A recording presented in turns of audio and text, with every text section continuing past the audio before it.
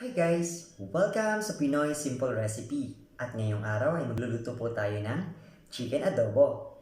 At syempre guys, bago natin simulan ang ating chicken adobo, kung hindi ka pa nakasubscribe, please subscribe, hit the bell button, like, share, and comment para mas updated ka sa ating mga susunod pang mga videos. At syempre guys, sisimulan na natin. Ipapakita ko sa inyo kung ano yung mga sangkap, sukat na ating kakailanganin para sa ating chicken adobo. 1/4 teaspoon ng ground black pepper. Half teaspoon ng ating buong paminta. 6 cloves minced garlic. 5 pieces bay leaf. 1/4 cup ng ating vinegar. Half cup ng ating soy sauce. 1 kilo chicken. Ang ating chicken, mixed cuts po ito. Meron tayong chicken thighs, drumsticks, and meron tayong wings. And syempre guys, kailangan natin dito ng 2 cups ng chicken broth. Kung wala kayong chicken broth, 2 cups ng water, and hahaluan lang natin ng isang chicken cubes. And now guys, sisimulan natin ang preparation kung paano ako magluto ng ating chicken adobo.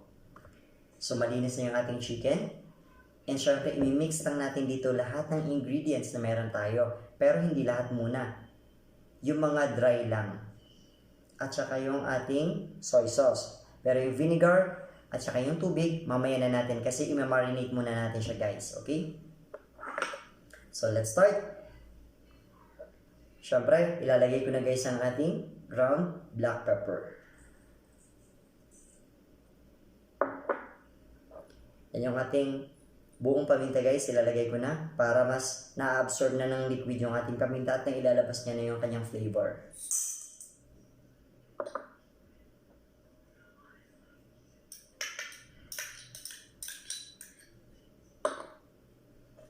And yung ating bay leaf guys, mas maganda kung medyo puputol-putulin natin siya para mas lumabas yung kanyang pinaka-aroma. Diba?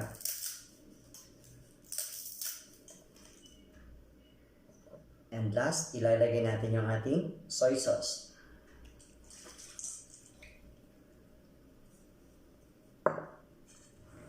Yan lang yung kakailanganin natin ingredients guys para sa marination. Mimix lang natin siya ng mabuti. And imamarinate natin siya guys for at least 1 hour. Pero since medyo rush ako ngayon, at least 30 minutes pwede na guys. Manunuot na yung lasa ng ating mga ingredients na nilagay sa chicken. Pero guys, mas maganda kung may time kayo, overnight, much better.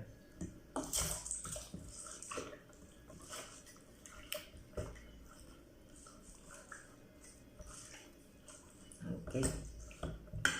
So ngayon guys, nahalo ko na siyang mabuti. Hayaan lang natin siya. Siguro every 10 to 15 minutes, medyo haluin lang natin. Para at least mas nami-mix ng mabuti at nadidistribute ng mabuti yung ating mga pampalasa. So balikan ko kayo guys, itatabi muna natin to for 30 minutes and magsisimulan na tayo magluto.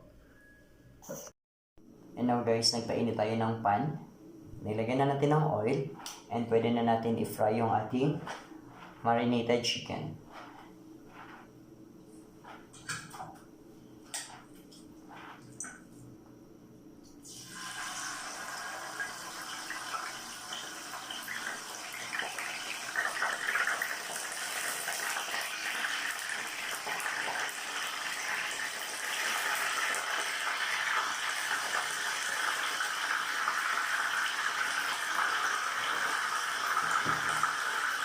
Gagawin natin to guys para medyo ma-render yung chicken, yung fats.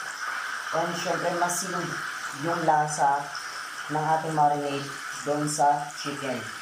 Okay?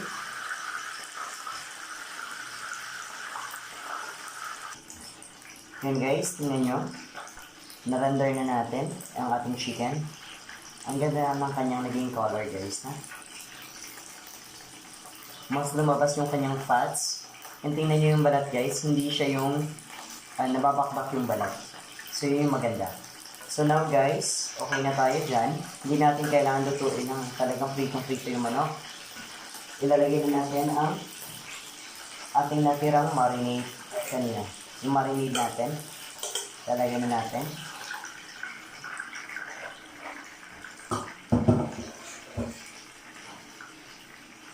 At ang ating 2 cups of water.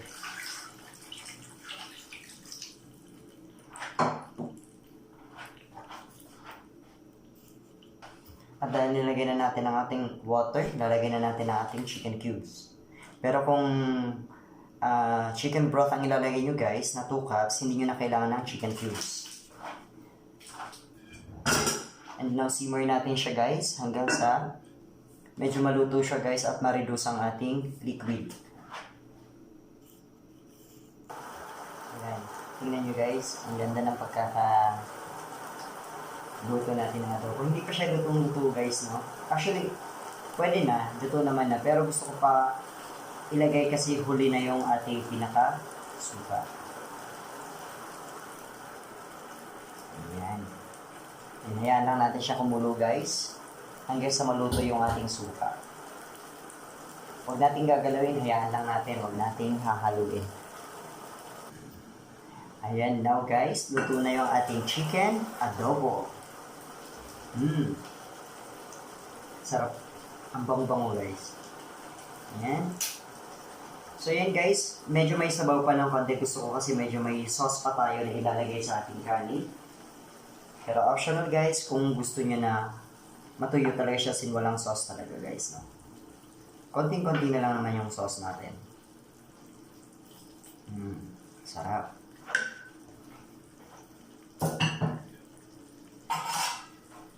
Pwede na tayo maglagay ngayon sa ating plate.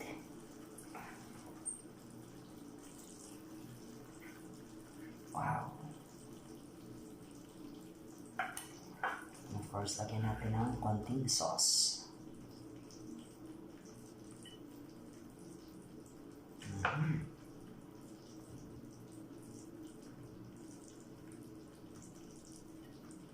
Okay.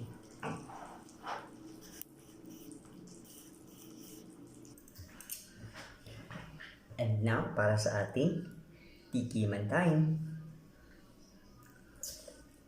Ito yung pinaka-happy moment, guys. Wow! Kita nyo yan?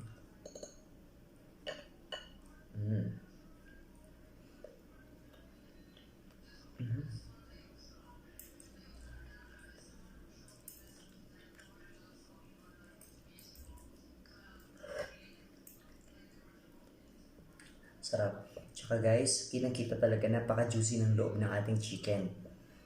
Kasi yung pampalasa guys, yung marinate natin, mas nasisealed siya sa loob dahil sa ginawa nating pag-prito sa kanya.